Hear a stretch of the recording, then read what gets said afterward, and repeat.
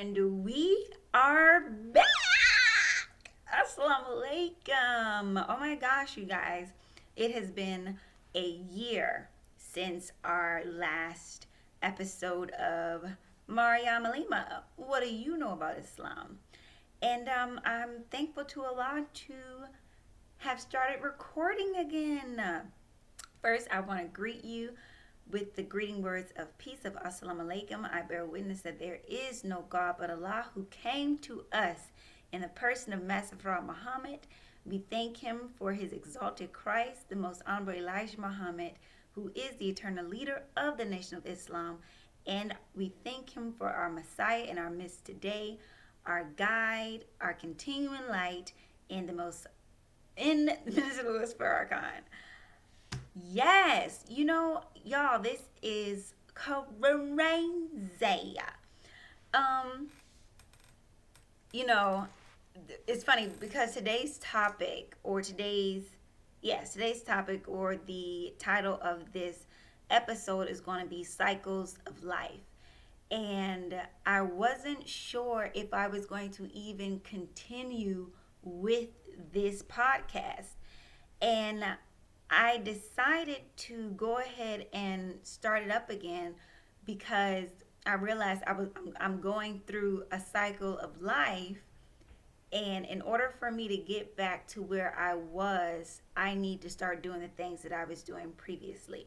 And what I mean by that is this cycle of life, I am feeling I was in a space of feeling or having the lack of feeling for the passion of learning Islam and studying. And I can only be candid. So that's how we get busy on this here podcast. And the reason for that lack of passion was because I wasn't studying. This podcast, I don't want to say it forced me to study, but I was just so invigorated with the knowledge and the teachings that I wanted to study. And it's so funny because when it finally hit me, the teachings and like the wool was taken off my eyes and Allah truly allowed it to penetrate my heart and my mind. I was energized. I was seeking out knowledge. I just wanted to just attain as much as possible. And with that, birthed this podcast. And so I was studying so much. But then, I don't know. I don't want to say anything took a turn. Like nothing happened to where, well, you know what? Actually, that's not true. That's not true. None of that. Since it was a year ago, so that was September. And I was doing, episodes. First, I was doing them more frequently. And then towards the latter end of the series or that season, they were about every month. And in the month of October, I did have a trial that almost made me want to move from Atlanta and move to a different city to go to a different mosque, which is crazy because no matter where you go, there's always going to be trials. So I'm thankful to Allah that I realized that, and you're going to be where you're supposed to be regardless. But anyway, I said all that to say, I guess that is why I stopped. Within that trial, I don't know. I let human beings interfere with my spiritual connection with my deen and within me studying. So I think I'm actually just coming into this revelation, y'all. So walk with me. That's crazy. I didn't realize what happened. I didn't realize what made me stop. But now that I think about it, it was the trial during October, which is our Holy Day of Atonement. I let that trial take me on such a trajectory that I even stopped in the podcast. Crazy. But now, anyway, I realized and stopped studying. I stopped studying. And so, by the grace of Allah, I I was able to pay attention to the call from Sister Anissa out of Pennsylvania, who has started a Zoom call. And that Zoom call started maybe about 3 months ago.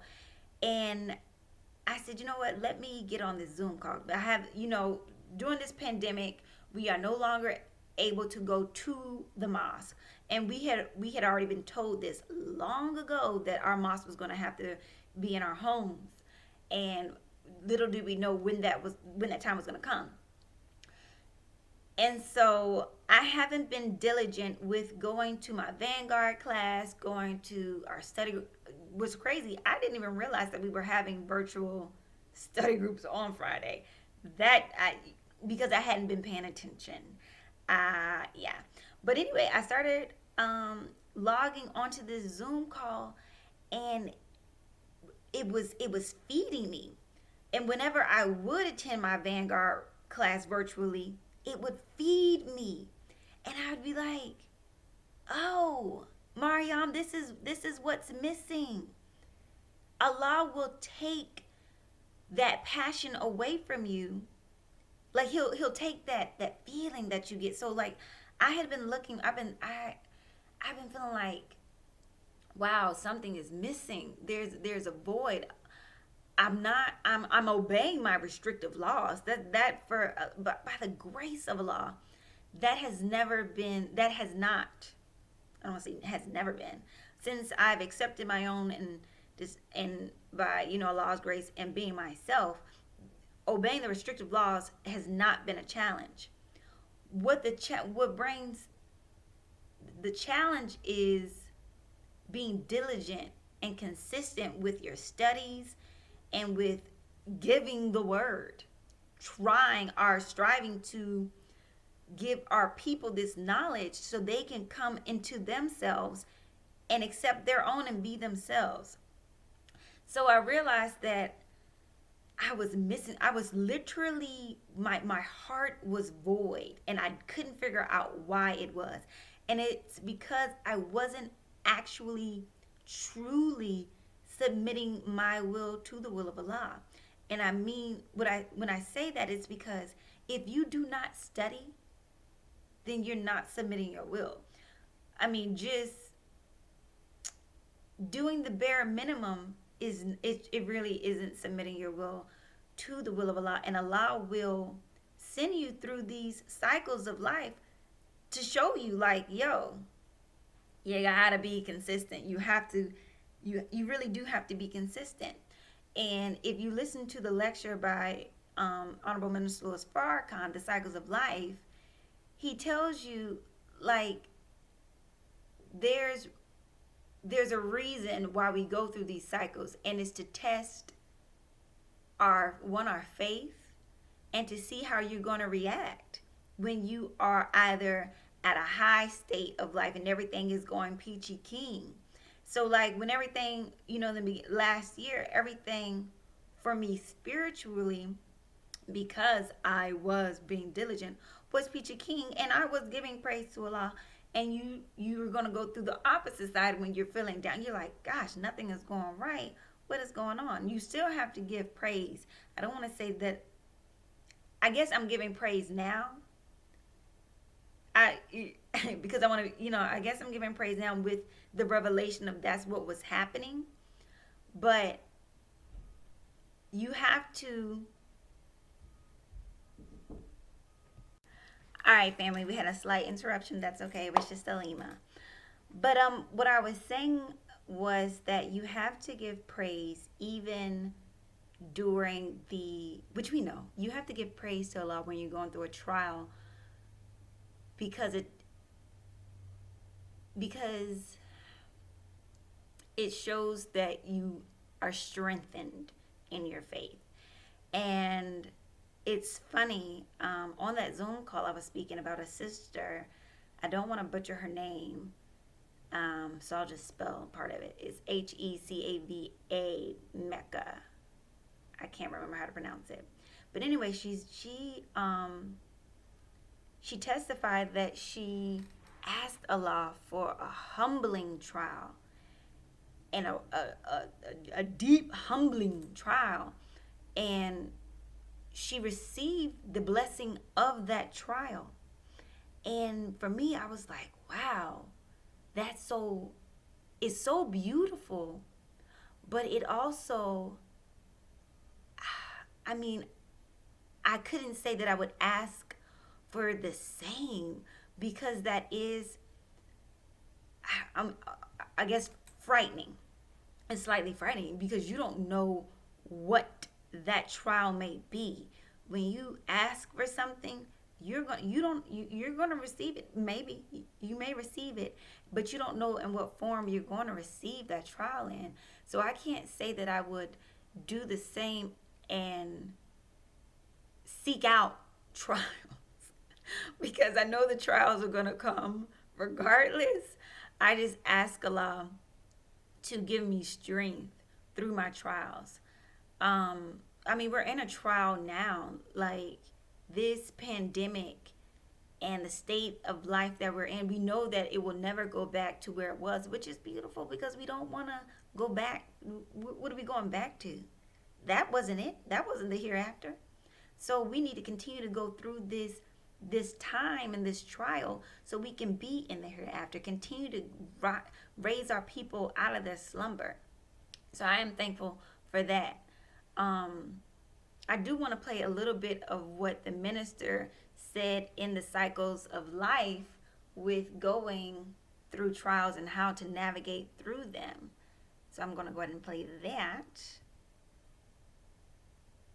And that is not playing because I'm recording, so you won't be able to hear that. Give me a second. Wait a minute. How do I do this? No. In your life where you're productive and then non-productive, and this is comparable to the day following the night. Allah does this to see which of us desires to be mindful or desires to be thankful. When you're in the night of a non-productive time of your life, how do you react? Do you destroy yourself in that night? Or do you want to commit suicide in that night? Or do you want to get drunk and forget the cares in that night? Or will you remember the Creator in that night and see a light in the night that will guide you to the dawn of another day? And when you get to a day when things are very productive, how do you handle it?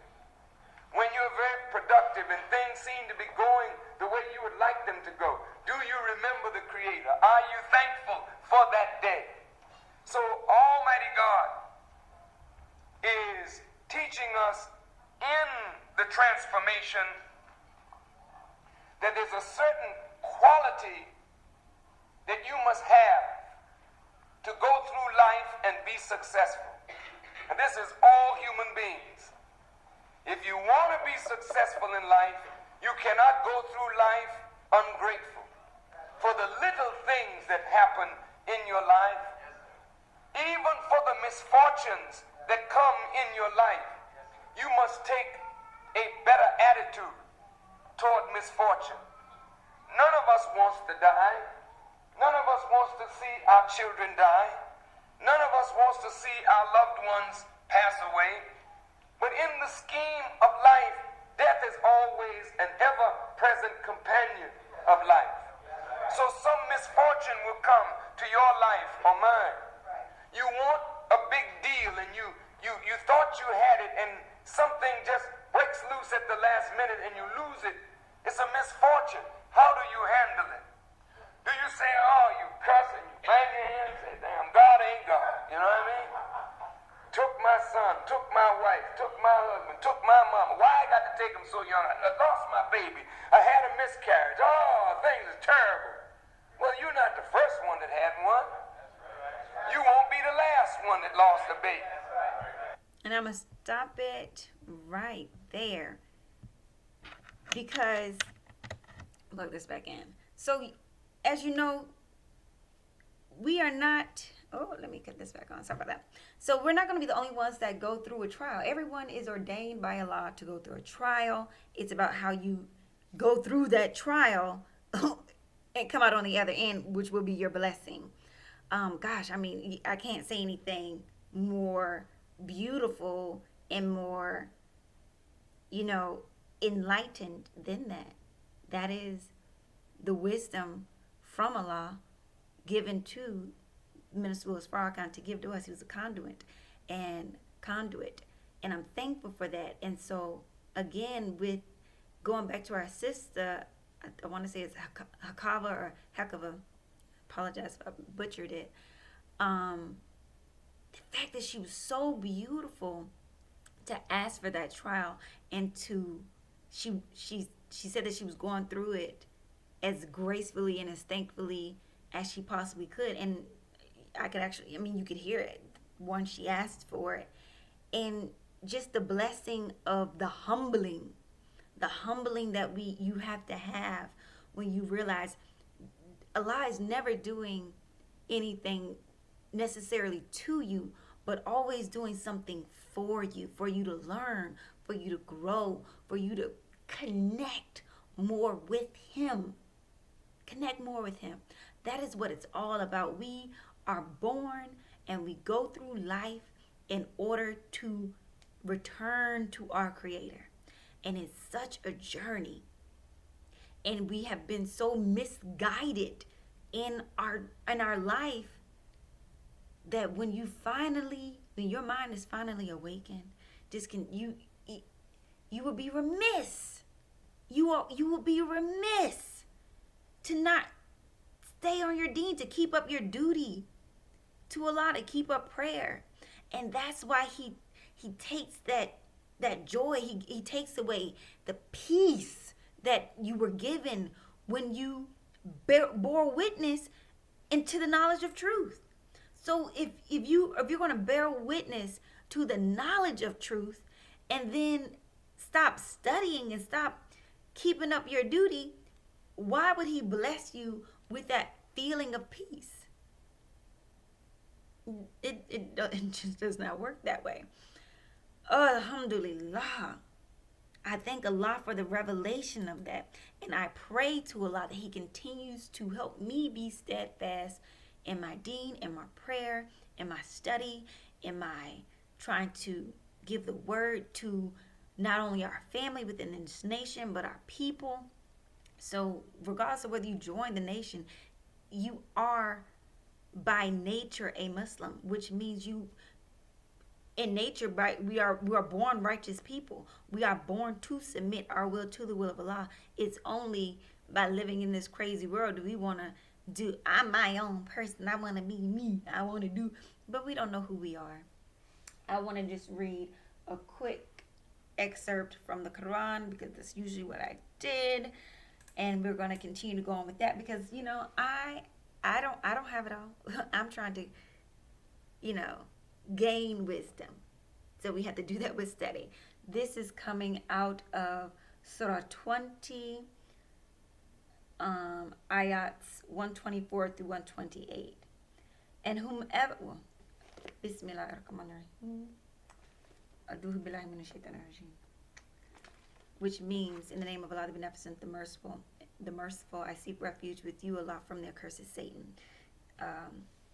Do that before you start reading out of the Quran because you don't want Satan trying to interfere with your studies. Okay?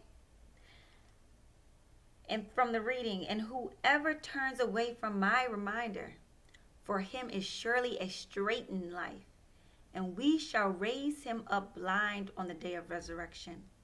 He will say, my Lord, why hast thou raised me up blind while I used to see? He will say, thus did our messages come to thee, but thou didst neglect them. And thus art thou forsaken this day. And thus do we recompense him who is extravagant and believes not in the messages of his Lord. And certainly the chastisement of the hereafter is severe and more lasting. Does it not manifest to them how many generations in whose dwellings they go about, we destroyed before them? Surely there are signs in this for men of understanding. You cannot neglect your duties to Allah and expect to continue to be able to see and to expect to.